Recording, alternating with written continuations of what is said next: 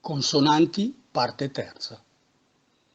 Nel milanese, contrariamente ad altre lingue, la H non ha né valore di consonante né fonetico.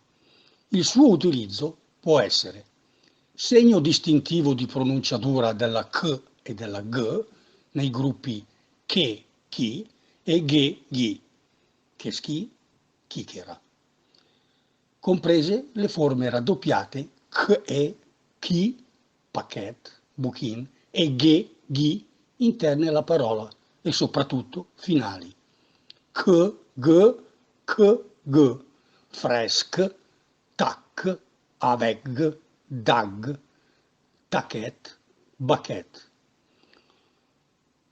Il suo utilizzo può essere anche come lettera muta da residui etimologici, come le quattro voci del verbo avere, u, e, a, an, in una del verbo essere, in.